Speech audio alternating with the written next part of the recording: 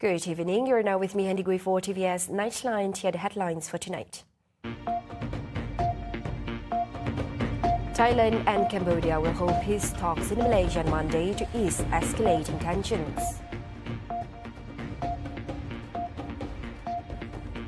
Prime Minister Anwar Ibrahim has announced 10 million ringgit in immediate aid for MUAR'S B40 community. And Sarawak and East Kalimantan sealed a pact to boost regional ties and sustainable growth.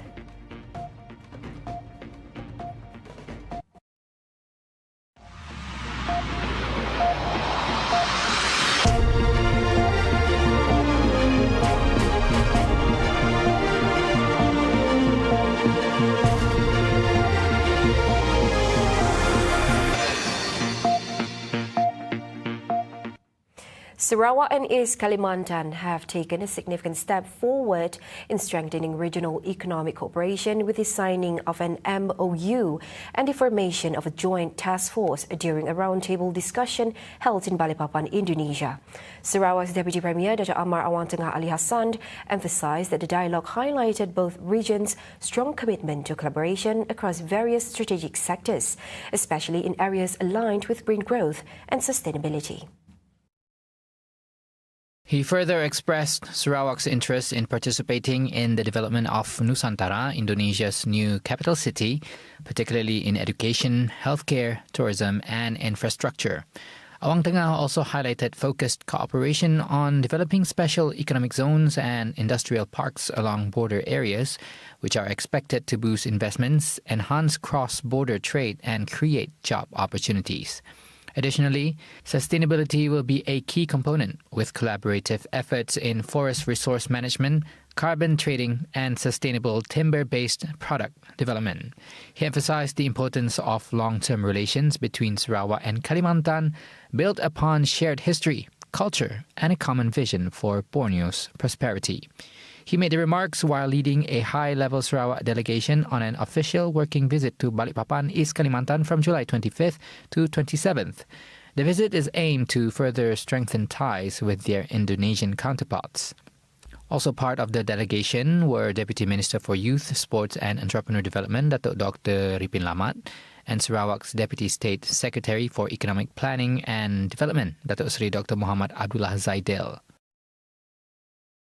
Meanwhile, Sarawak continues to deepen regional cooperation through the Sarawak Connects Fair held in Balikpapan, East Kalimantan, officiated by Sarawak's Deputy Premier, Dato' Amar Awang Tengah Ali Hassan. He said the exhibition served as a key platform to strengthen ties between Sarawak and Indonesia, particularly in promoting economic, social and sustainable development across borders. The fair reflects Sarawak's strong support for the development of Indonesia's new capital, Nusantara, reinforcing shared aspirations for regional progress, and that the event underscores Sarawak's ongoing commitment to regional growth through strategic partnerships. In line with the post-COVID-19 development strategy PCDS 2030, Awang Tengah added the event focused on sectors like medical tourism, health, digital education, and sustainable urban planning. Additionally, the fair also opened doors for industry players and government agencies to explore long-term collaboration opportunities. Sabah is poised for transformation into a modern residential hub and vibrant weekend tourism destination, driven by a series of proposed initiatives such as a weekend market and township rebranding. Sarawak's Minister of Food, Industry, Commodity and Regional Development, Dr. Stephen Rundi Utom, emphasized that Sabah should no longer be seen merely as a venue for festive occasions, but should evolve into a lively, year-round destination. Jangan hanya menunggu untuk ada pesta ya. Sentiasa datang ke Sabah. Kita akan mengadakan mungkin ujung minggu pasar Sabah yang ada udang, dan ada ikan tapah dan sebagainya. Jadi kita mengeluhkan orang-orang di Bintulu.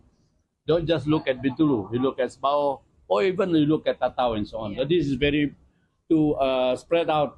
Kalau tidak Bintulu sesak. Itulah saya memikirkan kita harus sekarang kita sudah ada bandar Jepak Jaya dan sebagainya. Jadi keadaan di Bintulu, pasar center Bintulu mungkin kurang sesak satu masa nanti. Jadi terus pergi ke Sabah. During a press conference at the 2025 Sabao Boat Race Grand Final on Sunday, he added that road and airport infrastructure upgrades are also in the pipeline, including a direct route to Sepado, which will reduce travel time to just 30 minutes. Apabila semua kawasan ini dapat di-accessible daripada jalan dan sebagainya, tolong jaga hak-hak dari segi tanah adat semua. Jangan terlepas daripada, don't release or relieve your right to the land that you have. Karena saya lihat makin dekat itu dengan pasar, orang yang kaya, dia macam semut menutup bola lah. He said with support from the community and agencies like the Bintulu Development Authority BDA, Sabao has great potential to become a modern town aligned with developments in Jepa and Bintulu. The dangers of vaping and drug abuse took center stage at the Break-Off Esports Challenge BEC 2025, an initiative jointly organized by the Ministry of Youth, Sports and Entrepreneur Development, or MISED, and the Malaysian Drug Prevention Association Pemadam Sarawak branch. More than just a platform for awareness, the event also provides youth with the opportunity to explore career paths in the growing field of esports, while steering them away from harmful social issues. Minister of Youth, Sports and Entrepreneur Development, Dr. Sri Abdul Karim Rahman Hamzah, highlighted the program as an impactful way to engage with youth through positive, healthy activities that inspire long-term benefits.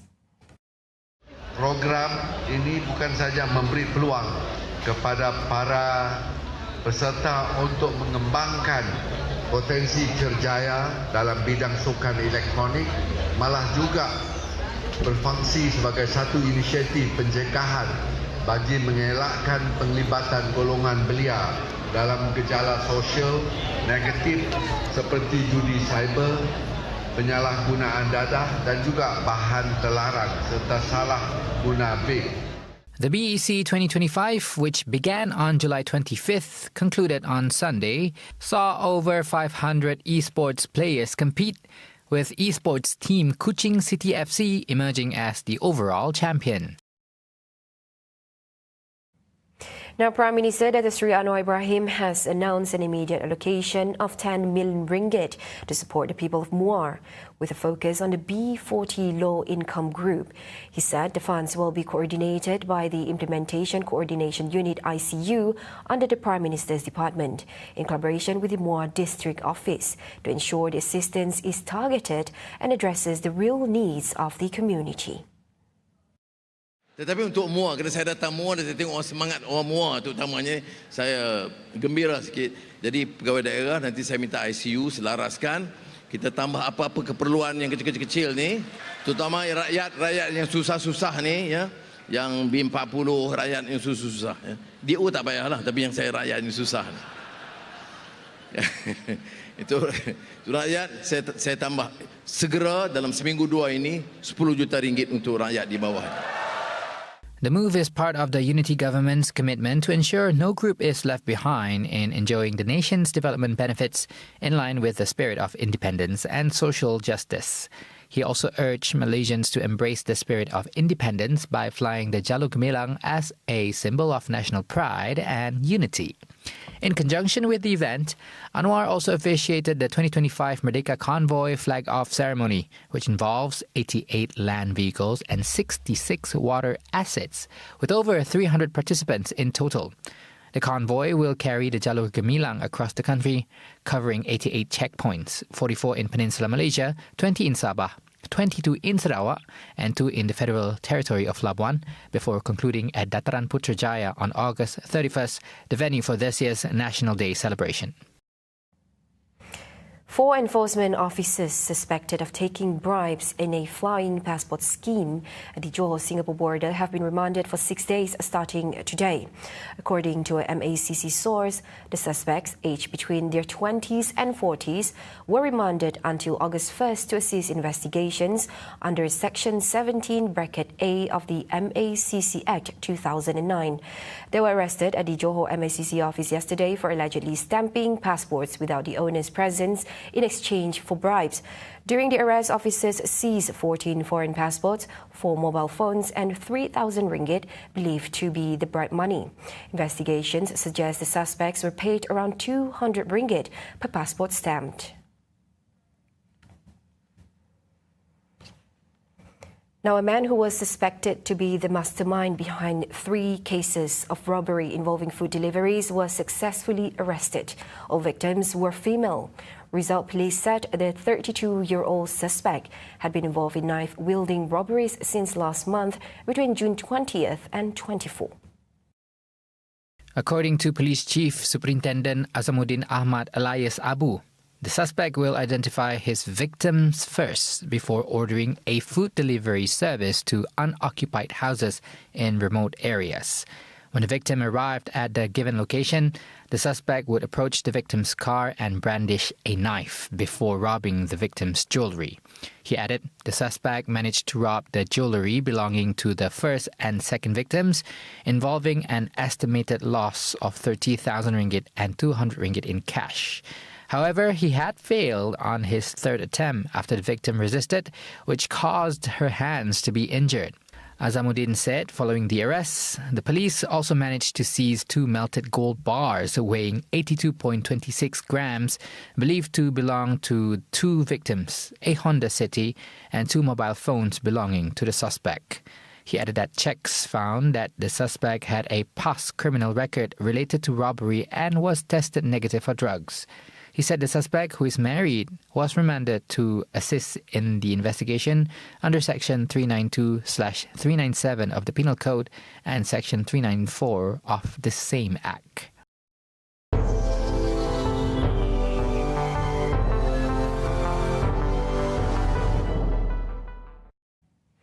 Thailand and Cambodia's leaders will meet in Malaysia for peace talks on Monday, the Thai government said, as the country's clash continues on its 4th day. Acting Prime Minister Putham Wichayachai and Cambodia's Prime Minister Hun Manet will meet in Kuala Lumpur for talks, mediated by Malaysia's Prime Minister Datuk Seri Anwar Ibrahim, who chairs the ASEAN regional bloc, of which Thailand and Cambodia are members. Thai Foreign Ministry spokesperson confirmed this during a press conference earlier today. The Ministry of Foreign Affairs has been coordinating for further details. And as it has been appeared on news that there will be a meeting tomorrow, that's all I can confirm. That's true, yes. Meanwhile, Cambodia has not commented on the planned talks, which are due to begin at 3 p.m. Malaysian time. At least 34 people have been killed and more than 200,000 people displaced as the country's both popular tourist destinations continue to clash. The clash erupted on Sunday morning near 2 long-contested ancient temples in the frontier region between northern Cambodia and northeast Thailand, which has seen the bulk of the fighting. Wildfires have erupted across multiple regions of Greece, fueled by prolonged drought and intense winds. Firefighters are battling blazes in northern Athens, as well as on the islands of Crete, Kythera and Euboea, and across the Peloponnese Peninsula. In response, the Greek government has formally appealed to the European Union for urgent assistance to help contain the fires. Authorities says the fire near northern Athens have now been brought under control. While conditions are improving in other affected areas, officials warn that the threat remains high. Meteorologists had earlier warned that under such dry conditions, even a single spark could ignite a devastating blaze. The cause of the fire is still under investigation.